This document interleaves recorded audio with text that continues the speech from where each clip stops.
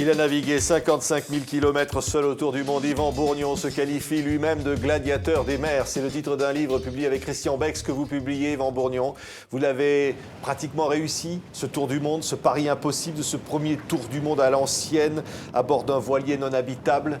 Au mois de juin, lorsque vous êtes arrivé, que vous revoyez maintenant ces images, vous vous dites c'était vraiment un pari fou. C'est sûr que quand on imagine après coup tout ce qui s'est passé, je ne suis pas sûr que c'était raisonnable de partir. C'est surtout, ça a changé de dimension à partir du moment où, quelques jours après le départ, mon équipier a débarqué. Et là, il a fallu continuer l'aventure tout seul et ça a complètement changé la dimension de l'aventure. Et là, la prise de risque était évidemment beaucoup plus élevée. Oui. Parce que quand tu es tout seul, il y a bien des moments où il faut dormir. Il y a les cargos, il y a les récifs, il y a les dangers partout. Et comme il n'y a pas d'électronique pour faire la surveillance, bah forcément, vous êtes parti sans météo, sans GPS, à l'ancienne. Oui, j'avais en fait découvert ça avec mes parents quand j'étais petit, fait le tour du monde pendant 4 ans. Alors sur un plus gros bateau, certes, mais à l'époque, on naviguait au sextant, donc aux étoiles et au soleil. Et voilà, l'idée, c'était vraiment de revenir à une navigation complètement épurée, la plus simple possible, et voilà, que de gérer son bateau juste avec ce qu'on a sur soi et qu'on ne soit pas suivi par les satellites et tout ça. Alors on se demande, qu'est-ce que vous pouvez faire tout seul à bord de votre bateau? Regardez quelques-unes des images que vous avez donc tournées vous-même. Regardez. Celui-là ressemble un peu à vous, il joue comme vous. Hein. Et hop, un petit cerceau de...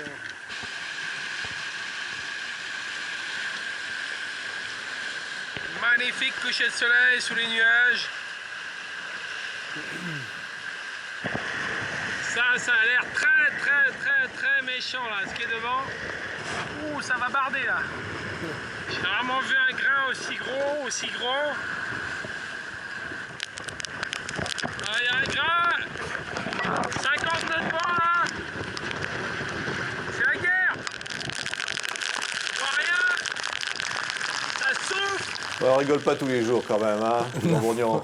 Non, c'est sûr, mais ça fait plaisir, on a vu aussi des images de coucher de soleil et tout, et des fois, parfois on a tendance à oublier tous ces moments de bonheur que j'ai eu aussi, quoi. Et certes, il y a eu des galères, il y a eu des chavirages, il y a eu des échouages. Vous allez bien vous amuser quand même, affronter tout ça. Ouais, moi j'aime bien. Moi, la tempête, c'est toujours un truc que j'ai affectionné. Et finalement, je m'en suis bien sorti. Et peut-être que le moment officiellement le plus délicat dans tout ça, c'était plutôt les problèmes avec les humains, notamment les pirates, où là, je me suis vraiment, vous avez vraiment fait pire peur. Que les requins, là. Voilà, tout à fait. Autant les requins et les tempêtes, voilà, c'est dangereux et c'est clair. Mais je m'y suis accoutumé, autant les problèmes avec les pirates ou autres, ça c'était beaucoup Comment plus vous avez rencontré des pirates? Tout à fait, en Somalie, en fait, en arrivant sur l'île de Socotra, en fait, la nuit tombait, il y a un bateau qui arrive vite sur moi. Et là, je me dis, oh là là, il faut que je me cache. Alors, va te cacher sur un bateau comme ça. Je me suis allongé, blanc sur blanc. Et puis là, ils sont arrivés, ils ont tourné autour, ils ont envoyé des coups de projecteur. Et puis, ils se sont engueulés en arabe. Et là, je me suis dit, qu'est-ce qui se passe? Ils étaient en mitraillette, avec des treillis déchirés. Donc là, j'ai vraiment le cœur à 200 et je me dis, voilà, c'est la fin, là. Ils vont m'achever, quoi. Et en fait, quelques minutes après, ils sont partis. Et en discutant plus tard avec les militaires de Djibouti, il semblerait qu'ils se engueulaient en fait à bord du bateau parce que, comme c'était la tombée de la nuit, certains voulaient monter à bord, d'autres non.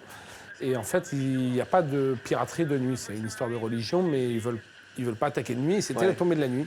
C'est peut-être la nuit, ce jour-là, qui m'a sauvé. En fait. Qui vous a sauvé. Regardez, c'est tellement beau. J'ai envie qu'on regarde ces images. Regardez. Ouais, c'est magnifique. Ça, c'est typiquement des journées entre les Marquises et Tuamotu où je m'éclate complètement. Et là, j'ai la banane, on le voit sur les images.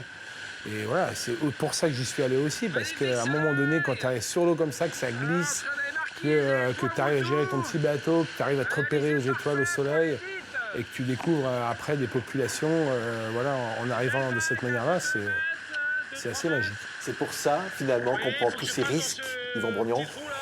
On le fait pas pour les risques. Hein. Moi, j'ai jamais fait les choses pour les risques. C'est vraiment le goût du voyage, le goût du tour du monde que j'avais fait avec mes parents étant petits.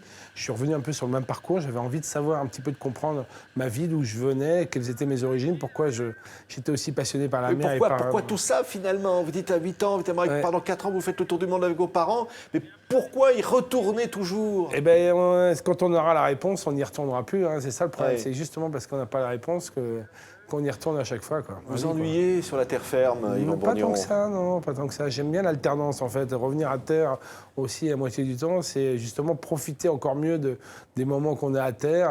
Quand il y a un siège qui bouge pas, quand il y a un repas qui est servi, c'est juste un bonheur incroyable. Parce que quand on voit, vous voyez, sur le bateau... Là, vous ça êtes bouge... la nuit, là, regardez Voilà, ces images. ça bouge pas trop. Non, là, c'est plus la nuit, mais là, c'est le jour maintenant. Ça bouge pas trop, mais quand il faut préparer un repas, ça peut prendre 1 heure juste pour tenir la gamelle, pour se faire un plat, pour essayer de manger quelque chose. Tout devient à se changer, ça peut prendre 1 heure aussi parce que les vagues arrivent, il faut se protéger, on n'arrive pas à se tenir. Et effectivement, le confort après à terre, c'est juste du bonheur, quoi. Oui, ce qui est incroyable, c'est que vous êtes toujours en avance d'un défi. Là, je crois que la prochaine fois, vous avez envie de naviguer avec les ours. Alors ça, c'est encore autre chose, hein. Voilà, tout à fait. L'idée, c'est de garder le même bateau, parce qu'il est formidable, et d'aller naviguer en Grand Nord cette fois-ci, entre l'Alaska et le Groenland, le passage du Nord-Ouest, et de faire une navigation de 6000 km dans le Grand Nord, avec les glaçons, les icebergs, donc évidemment le grand froid, le brouillard, et puis quelques ours au programme. Pourquoi c'est ça? C'est ça qui vous plaît, hein? Mais parce que c'est un endroit exceptionnel du monde que je ne connais pas aussi et que j'ai envie de découvrir. Et puis il y a une faune, on le voit sur les dauphins, mais dans le Grand Nord, il y a encore beaucoup de phoques, d'otaries, de baleines, etc. Et que quand on est sur un bateau comme ça, à ras de l'eau, je veux dire, on les voit arriver, quoi. Et quand on est à la voile, qu'on n'est pas au moteur, c'est les animaux qui viennent à vous, c'est pas le contraire, quoi. Oui, le 23 juin 2015, lorsque vous êtes arrivé, très peu de temps après, vous avez appris la mort de votre frère, Laurent, avec qui vous aviez gagné la Transat Jacques Vabre en double. C'est ça aussi, finalement, la mer.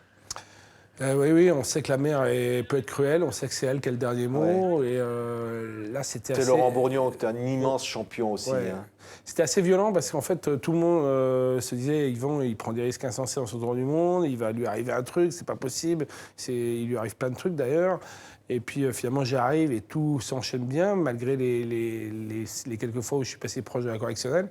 Et puis effectivement, lui, Laurent, qui était en Polynésie, en famille, tranquille, il avait pris un peu sa pré-retraite. Finalement, il fait de la plongée. Voilà, il fait de la plongée par passion. Et là, il se retrouve dans une plongée un peu extrême qu'il pratiquait à 100 mètres de profondeur, en solo. Et voilà, il est pas remonté. Voilà, mais c'est sa vie, c'était notre vie. Ça change rien à l'amour de la mer?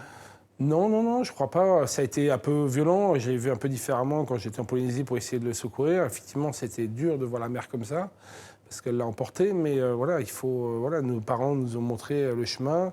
C'est notre vie à mer. On ne peut pas s'en passer. Et voilà, il faut que ça continue, malgré cette douleur qui est vraiment présente, quoi. Merci beaucoup, Yvan Bourgnon. Allez, bon cap pour le prochain défi. Ça s'appelle Gladiateur des mers, écrit donc avec Christian Bex, grand spécialiste de la navigation. C'est publié chez Artaud. Merci d'avoir été notre invité. Merci.